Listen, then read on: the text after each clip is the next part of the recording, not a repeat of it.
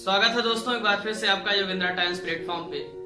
दोस्तों हम बात कर रहे थे फंडामेंटल राइट्स से रिलेटेड और हमने पिछले सेशन में आपसे बात की थी कुछ महत्वपूर्ण जो आर्टिकल्स हैं तथा फंडामेंटल राइट्स की विशेषताओं के बारे में। आशा करते हैं आपको हमारा सेशन पसंद आया होगा और आप सारे सेशंस की नोट्स बनाते रहिए, उसको पढ़ते रहिए अच्छे से। हम आपकी तैयारी को एकदम पुख्ता बनाने वाले हैं, पूरी हमारी कोशिश है। आज दोस्तों हम जानेंगे कुछ ऐसे आर्टिकल्स हैं जिनके सब आर्टिकल्स के बारे में भी क्वेश्चन आपसे पूछे जाते हैं, ठीक है। जैसे 15, 16 और 21, 20 और 22 ये मैंने आपको कल ही मेंशन किया था, तो आज हम उन्हीं टॉपिक्स पर बात करेंगे। तो दोस्तों आइए शुरू करते हैं आर्टिकल 15 से। याद रखिए, एक बार रिवाइज करवाते हैं। हमारा जो फंडामेंटल राइट है, मूल अधिकार या मौलिक अधिकार, भाग 3 में दिया गया है अनुच्छेद 12 से 35 तक लेकर। ये अमेरिका के संविधान से प्रेरित है। दुनिया में सबसे पहले जो फंडामेंटल राइट्स देने की बात आई वो 1215 में ब्रिटेन के राजा, जो वहां पे जॉन नामक एक शासक थे, उन्होंने अपने नागरिकों को ये राइट्स लिखित रूप से दिए थे, जिसे हम मैग्ना कार्टा नाम से भी जानते हैं।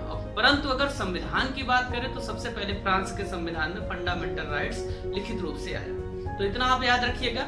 बाकी अगर आपने पिछला सेशन हमारा नहीं देखा, जरूर देखें, वो बेहद महत्वपूर्ण है, जिसकी लिंक डिस्क्रिप्शन बॉक्स में दी गई है। आइए दोस्तों शुरू करते हैं आज के सेशन में। आज हम चर्चा करेंगे आर्टिकल 15 से स्टार्टिंग करते हैं। देखिए 15 में हमने कल ही बताया था कि धर्म, मूल वंश, जाति, लिंग, जन्मस्थान के आधार पर राज्य आपसे भेदभाव नहीं करेगा। यही बात कही गई है और ये बात 15(1) के तहत कही गई है, ठीक है। इसमें क्या करता है? प्रतिषेध लगाता है। इसको याद रखिएगा।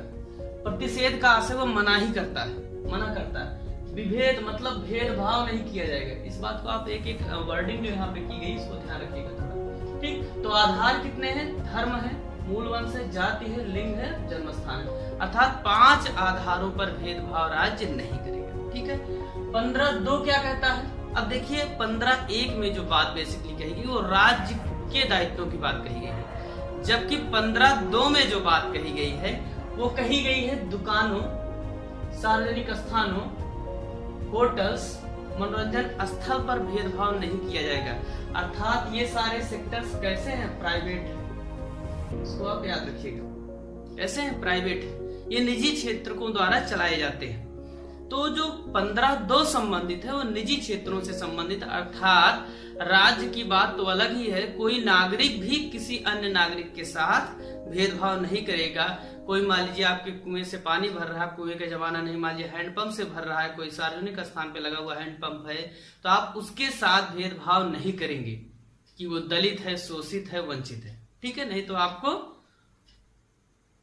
1955 के अधिनियम के तहत 6 माह की सजा, 500 रुपए जुर्माना या सांसदों तथा विधायकों के निर्वाचन से बहिष्कृत किया जा सकता है, ठीक है भैया। आइए 15(3) पे चर्चा करते हैं। इस अनुच्छेद में कहा गया है कि जो अनुच्छेद 15(1) और 15(2) के तहत समानताओं की बात की गई है, उसके तहत हम क्या करेंगे? महिलाओं और बच्चों को विशेष रूप से उनके लिए व्यवस्था हम कर सकते हैं, उनके लिए प्रावधान कर सकते हैं। जैसे है क्या, अब ऐसा ना हो कि कोई योजना मान लीजिए महिलाओं के लिए बनाई जा रही है, मान लीजिए जननी सुरक्षा योजना हुई, या महिलाओं को कोई भत्ता देना है प्रसूति से संबंधित, प्रेगनेंसी से रिलेटेड, तो आप क्या करेंगे? अब विरोध करे कोई व्यक्ति, महिलाओं को दिया जा रहा है, जबकि कहा जा रहा है सबको दिया जाएगा, कोई लिंग के आधार पर भेदभाव नहीं होगा ना भैया। तो इसको कहा गया कि राज्य ऐसा कर सकता है। किसमें कहा गया? 15(3) में कि महिलाओं और बच्चों के लिए विशेष प्रावधान राज्य कर सकता है, ठीक है।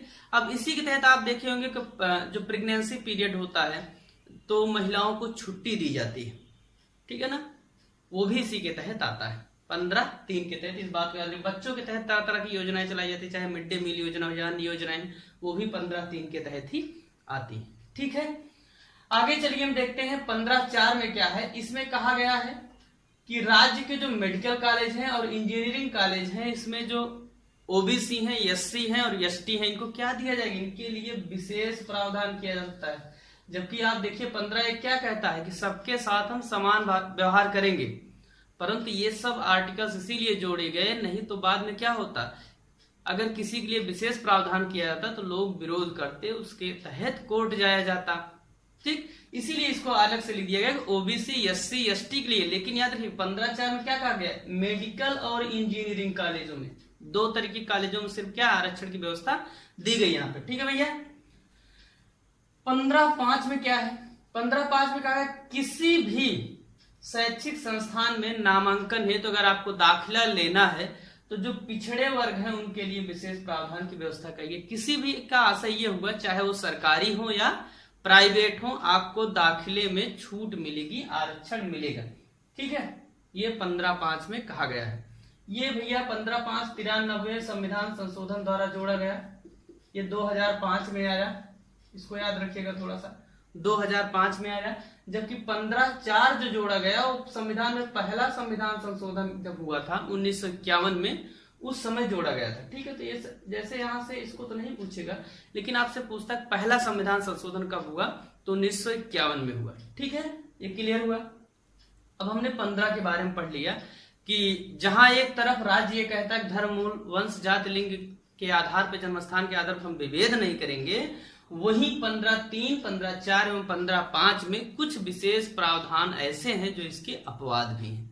ठीक है, अब देखिए 16 क्या कहता है, लोक नियोजन के विषय में अवसर की समानता, सभी नागरिकों को रोजगार पाने का समान अवसर मिलना चाहिए।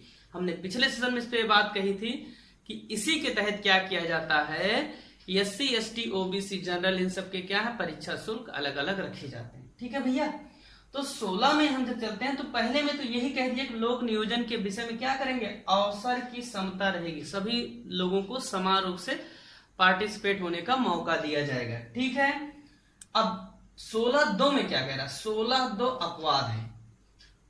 ठीक है, क्या अपवाद है, इसमें कह रहा है कि 15 में जो जो कहे गए हैं, इसमें ऐसा नहीं लिखा, इसको मैंने अपने तरफ से लिखा है कि आर्टिकल 15 में जो कहा गया, अर्थात धर्म, मूल, वंश, जाति, लिंग और जन्मस्थान के आधार पर विभेद नहीं करेगा, प्लस निवास स्थान भी ऐड कर दिया गया, इसके स्थान पर भी भेदभाव नहीं किया जाएगा, वंश क्रम के भी आधार पर भेदभाव नहीं किया जाएगा।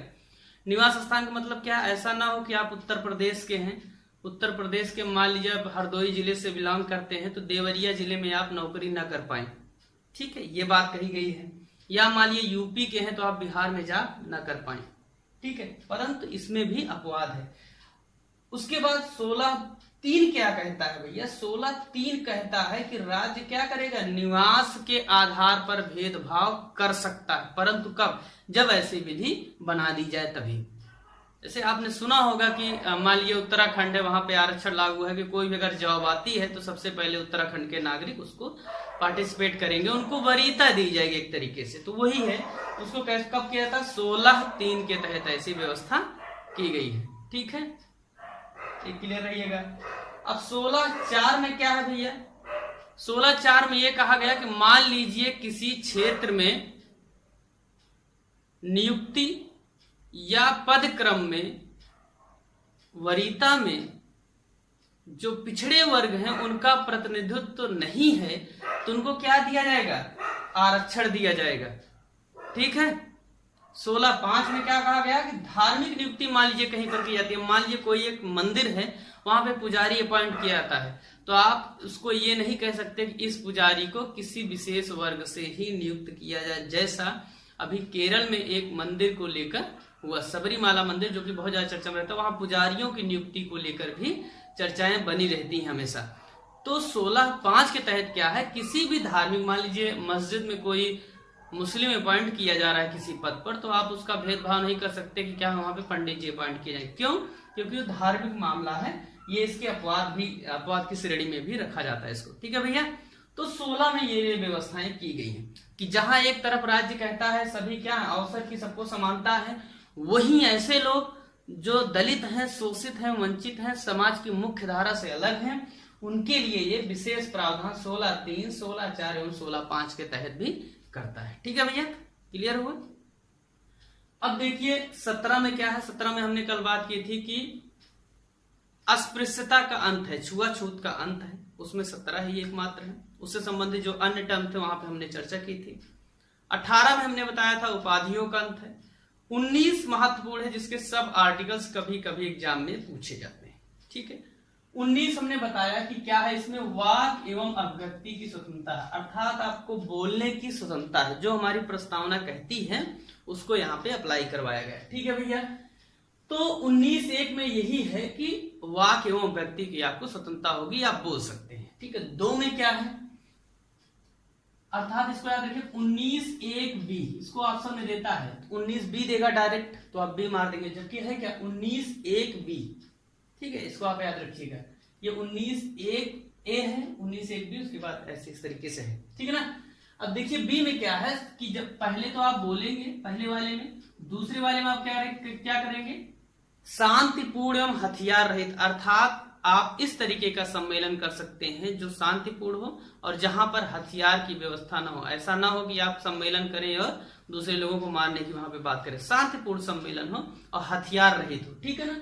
19(1)(c) में क्या है, संगम बना सकते हैं आप। ठीक है ना, कि जब आप सम्मेलन करेंगे तो आप क्या करेंगे, लोगों के साथ संगम बना सकते हैं, ग्रुपिंग कर सकते हैं, कोई इस तरह के संगठन बना सकते हैं। ठीक है ना। इसमें याद रखिएगा पहले सिर्फ संगम बनाने की बात थी, परंतु 97वें संविधान संशोधन 2011 द्वारा इसमें सहकारी समितियों को भी ऐड कर दिया गया। ये आपसे बहुत जब डीप क्वेश्चन बनाएगा तो पूछ सकता है। सहकारी समितियों कब ऐड किया गया, 2011 में 97वां संविधान संशोधन आया, जो कि 20 जनवरी 2012 को अप्लाई हुआ। ठीक है ना, उसे 2011 कॉन्स्टिट्यूशनल अमेंडमेंट ही कहते हैं, 97। ठीक है भैया, तो सी में क्या किए, संगम बना लिए। पहले क्या करेंगे, बोलेंगे, फिर सम्मेलन करेंगे, जब भाषण देंगे सम्मेलन हो जाएगा, फिर क्या करेंगे, पार्टी बना लिए, संगम बना लिए। फिर डी में क्या है, कहीं आप क्या करेंगे, घूमेंगे। अब पार्टी बन गई ना तो पार्टी का प्रचार प्रसार करेंगे। तो 19(1)(d) क्या कहता है, भारत के राज्य क्षेत्र में अबाध रूप से संचरण, कहीं भी आप घूमिए। पहले तो कुछ रिस्ट्रिक्शन थी कश्मीर को लेकर, जम्मू कश्मीर, अब आप कहीं भी घूमिए। ठीक है ना, पहले आप पढ़ते थे, किनारे लिखते थे बढ़िया से, अपवाद जम्मू और कश्मीर, तो अब जम्मू और कश्मीर क्या कर दिया गया भैया, हटा दिया गया इस तरह की व्यवस्था को। ठीक,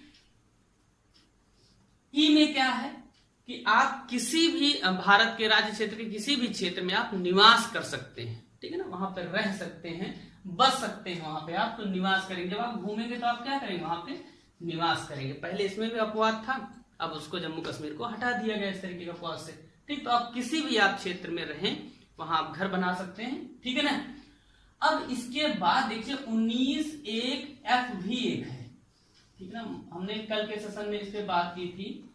ठीक, उसमें हमने कहा था कि 19(1)(f) में संपत्ति के अधिकार को पहले रखा गया था, जो कि एक मूल अधिकार था। इसको अब हटा के भैया अनुच्छेद 300A में भाग 12 के तहत रख दिया गया। अब इसे कानूनी अधिकार प्रदान कर दिया गया है, इसीलिए 19(1)(f) का यहाँ पे मेंशन नहीं किया गया, क्योंकि अब वो यहाँ से हटा दिया गया। ठीक है, नहीं तो आप सोचे यहाँ पे लिखे ही नहीं।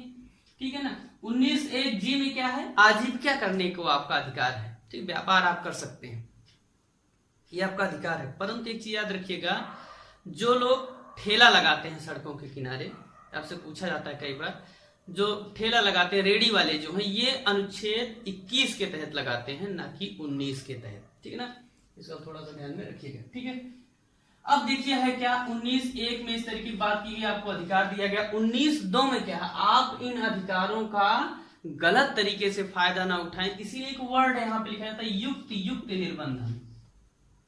ठीक है ना, युक्त निर्बंधन का आशय यह हुआ कि आप अपने अधिकारों का उस सीमा तक प्रयोग करेंगे जिस सीमा तक दूसरे के अधिकारों का हनन ना हो। ठीक है ना, आप वहीं तक घूमेंगे जहां तक दूसरे की प्राइवेसी लीक ना हो। ऐसा नहीं कि आप किसी के आंगन में चले जाए और कहीं हम घूमने आए। ठीक है ना, इसको याद रखिएगा। यहीं पे 19(2) में क्या किया गया है, निर्बंधन लगा दिया गया है, एक तरीके से बाउंड्री क्रिएट की गई है कि आप उसको एक लिमिट को क्रॉस ना करें। ठीक है भैया।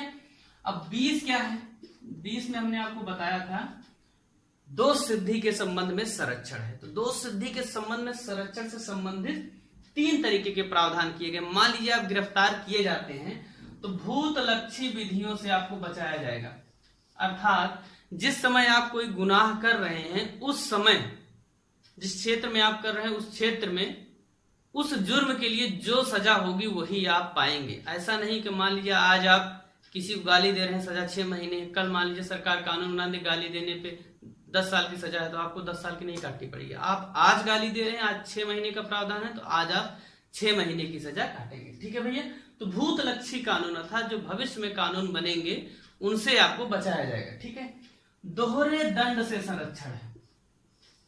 ठीक है, ऐसा नहीं कि आप किसी एक जुर्म के लिए एक बार आप किए हैं, मान लीजिए उस जुर्म को, और आपको सजा सुनाई गई है 5 साल की, ऐसा ना हो 5 साल आप काट लें, दोबारा फिर सुप्रीम कोर्ट आदमी जाए, फिर 5 साल सुनाई जाए, फिर आप 5 साल काटें, ऐसा नहीं है। तो दोहरा दंड आपको किसी एक जुर्म के लिए नहीं दिया जाएगा।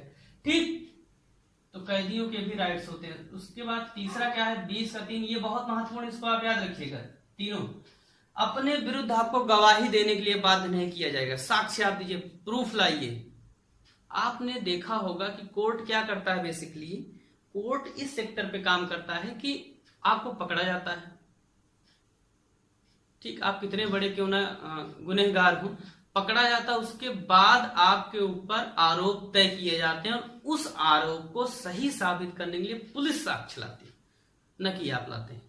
ठीक, इसको आप ध्यान रखिएगा, आपको साक्ष्य देने के लिए विवश नहीं किया जा सकता। ठीक है, उसके बाद भैया आर्टिकल जो 21 है उसमें हमने बताया था कि प्राण एवं दैहिक स्वतंत्रता है। उसमें एक महत्वपूर्ण बिंदु यह है कि आर्टिकल 21 में ए पार्ट एक जोड़ा गया है 86वें संविधान संशोधन द्वारा कि 6 से 14 वर्ष के जो बच्चे हैं उनको निःशुल्क शिक्षा दी जाएगी। ठीक है, आप देखते हैं कि लोग पढ़ते हैं 14 साल तक।